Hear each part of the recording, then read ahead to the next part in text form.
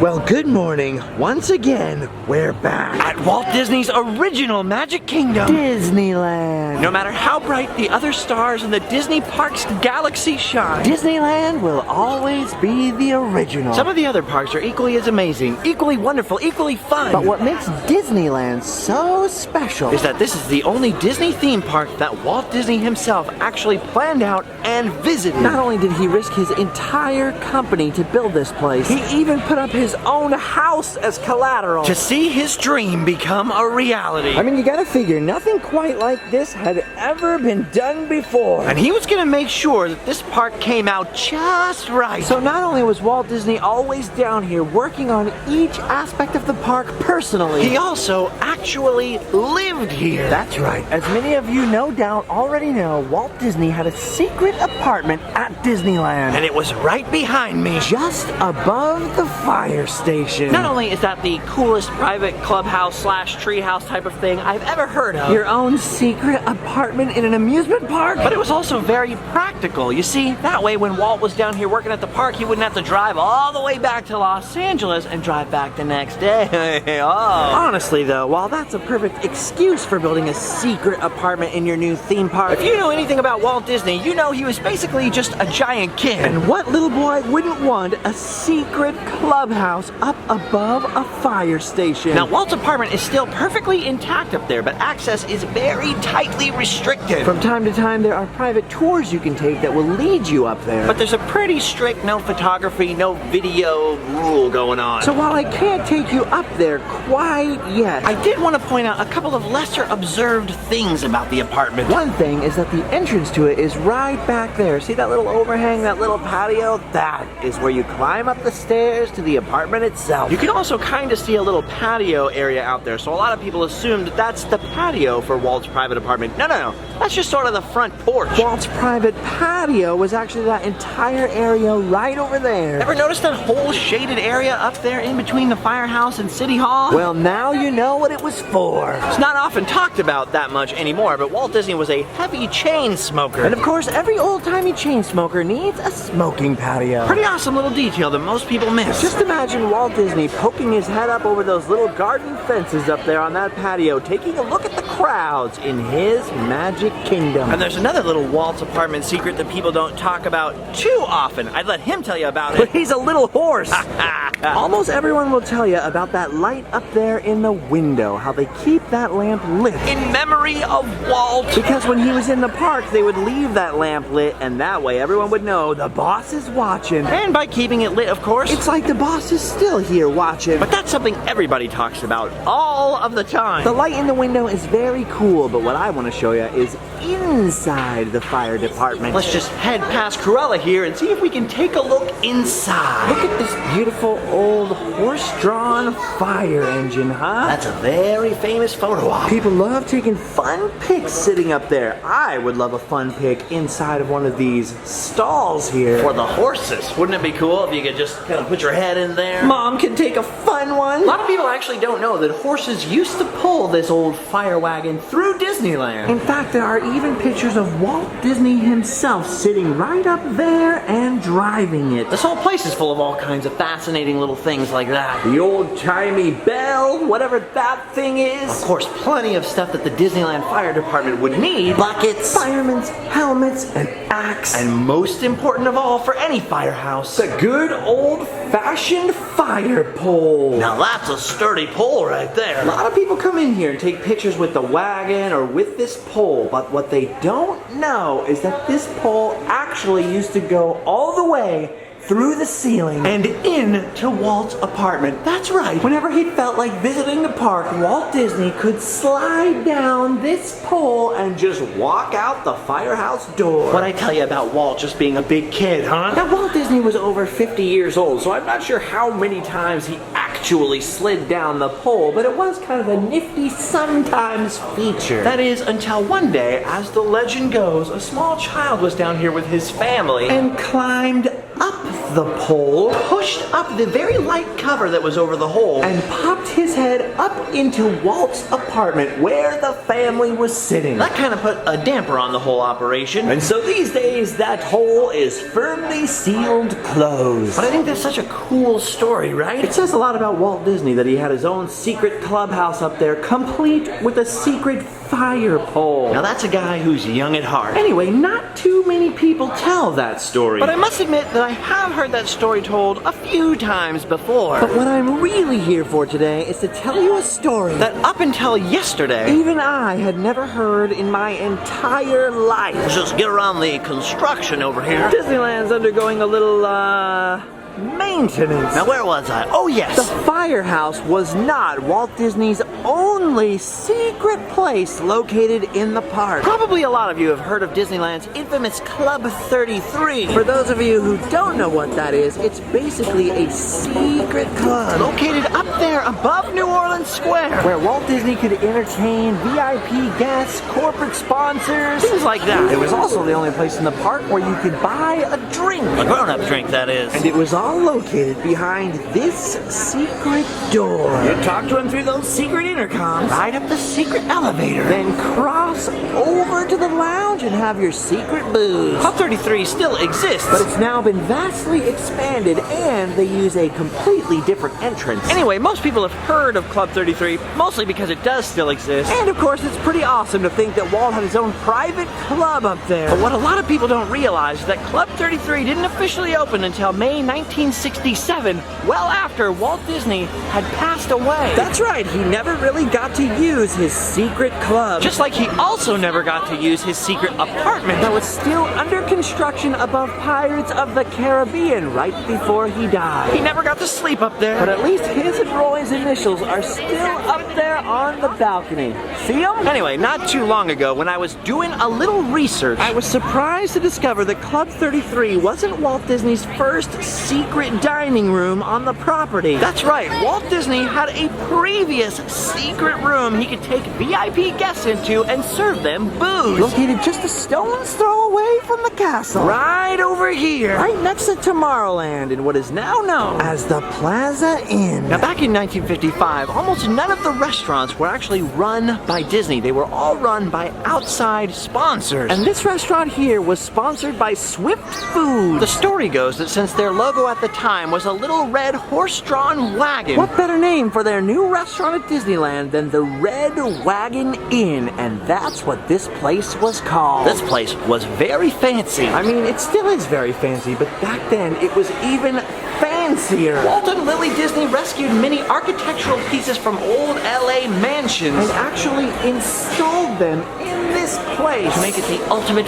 fancy Victorian palace. And back in 1955, this was the first and only place you could buy a multi-course dinner at the park. Just like back in the day, the Plaza Inn, as it's now called, has two very nice dining rooms. One just back there and one over here. And more has changed than just the fact that it's become sort of a buffet. Because not only was the Red Wagon Inn supposedly Walt Disney's favorite restaurant in the park, It also once, in addition to these two dining rooms, held two other secret dining rooms. one of them back behind all of this nonsense Was basically a cast member dining room and cafeteria. known as the In-Between. Get it? INN, the In-Between. Most people think because it's in between Main Street and Tomorrowland. Hey, cast members had to eat somewhere, right? That kind of makes sense that there was a hidden cafeteria behind the biggest kitchen in the park. But there was also another secret VIP dining room. For Walt Disney and his VIP guests. And from what I understand, there was a full bar in there. Basically, that dining room was the original sort of Club 33 here at the Red Wagon Inn. Now, one of the things Disney figured out right away is that all the sponsors running the restaurant at Disneyland had lower quality food and were also charging a lot more for that food than Disney could if Disney just ran the food themselves. So almost all the sponsorships were slowly phased out, including the Red Wagon Inn, which in 1965 became the Plaza Inn. Inn. Yes, the Red Wagon Inn may be gone, but there is still a little nod to it just over here. Right on the outskirts of the Plaza Inn is one of the most popular places to grab some food in the park. Look, people are even lined up for it right now. I'm talking about Disneyland's famous corn dog. And where are those corn dogs cooked up and served? Right out of this little red truck, which is known as the Little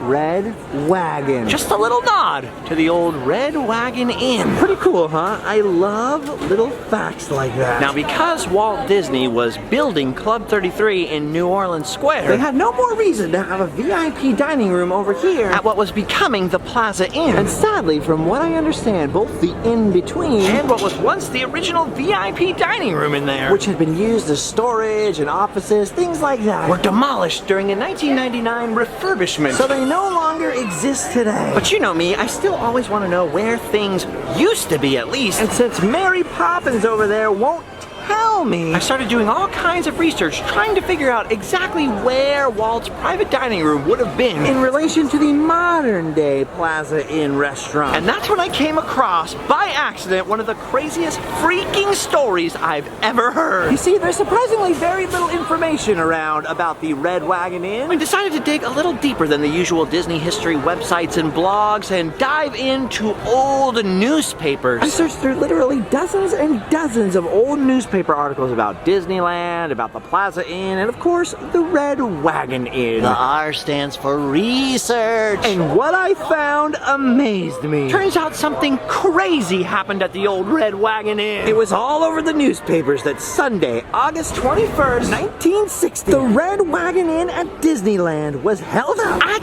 knife point for $10,000. Oh, that's right. It was all over the papers. Disneyland held up for $10,000. According to the papers the next morning, a 25-year-old employee of the Red Wagon Inn by the name of Richard Lowry or Richard Lowry or however you pronounce this reported to the police that as he left the back of the restaurant Sunday night with all of that weekend's money in a bag, you know, transferring it between here and the bank that was on property, someone walked up behind him and stuck a knife against his back and demanded that he hand over the cash. Dude, that's the craziest story ever. There was a stick-up at knife point at Disneyland. Presumably somewhere right back here or back behind that wall at the back of the restaurant. Where someone got away with $10,000. So that was already pretty crazy, but then I noticed there were a ton of newspaper articles from the next couple of days. The police had some more questions for Richard Lowry. He just wanted to clarify a couple of details. Only this time when he was questioned, poor Richard said that two different guys came up behind him with the knife and demanded that he hand over the cash or else they would hurt his grandparents. He just had to. Well, of course, the police went back to Anaheim PD headquarters and compared Richard's first interview with his second interview and noticed a few discrepancies. So the next day, because the police said, and I quote, his stories didn't jibe, the police arrested poor Richard and searched the premises here, where they found $9,600 sitting in a closet. They later searched his home and found $800 more. But apparently, $200 was never recovered. You see, what happened, kids, is that Richard Lowry stole that money himself and cooked up a cockamamie story to befuddle the Flatfoots. Luckily, the police were not bamboozled by his tale and recovered the stolen money. By that Wednesday, Richard had confessed. And I can only assume that he was probably fired. What a crazy story, and it's all true. I had never heard that story before in my entire life. The case of old man Disney's missing 10K. I wonder what old Richie spent that $200 they never found on, huh? Or maybe he didn't spend it at all. Maybe. Just maybe. It's still hidden somewhere in the Plaza Inn. Although, probably not. Keep in mind when you've heard that story that $10,000 back then was worth over $87,000 today. That's a lot of money. A whole boatload. Well, maybe a rowboat load if you had it all in ones. Anyway, that's the story of the $10,000 Disneyland holdup. You heard it here first, folks, right here on a Randomland Adventure. The story didn't jive. No one knows for sure what happened to old Richard Lowry, the guy who tried to con Disney. I'd like to think that he learned from that experience and turned away from his life of crime. But another part of me likes to think that he's still out there with his $200. Yes, I stole it, Betty, and I do it again, too. Old man Disney had plenty of money. It was worth every day in the slammer. And I would have gotten away with it, too, if it weren't for their meddling police. Well, anyway, I think that about wraps it up. We talked about Walt Disney's Secret Rooms at Disneyland. Heard one of those classic stupid criminal stories About a heist I'd never heard at basically the original version of what became Club 33. All in all today, I'd say we've done our duty. We can go home and sleep well.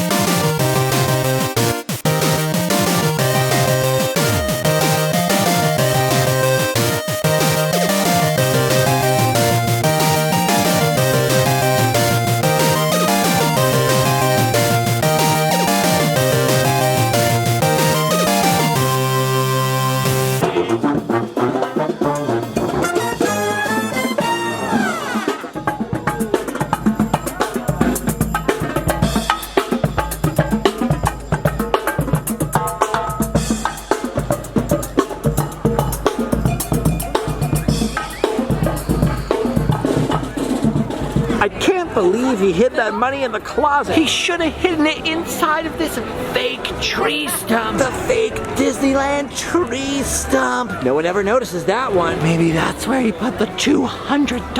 Nah, those ducks would have already spent it. They don't do a lot of saving. Their accountants are a couple of quacks. No, not funny. Hey, did you guys know there actually used to be a piano shop here at Disneyland? A real piano shop that actually sold pianos. The reason why it's not here anymore is that Walt Disney didn't feel like it was in tune with the rest of the park. Huh? That's a good one. I'm gonna save that one for later.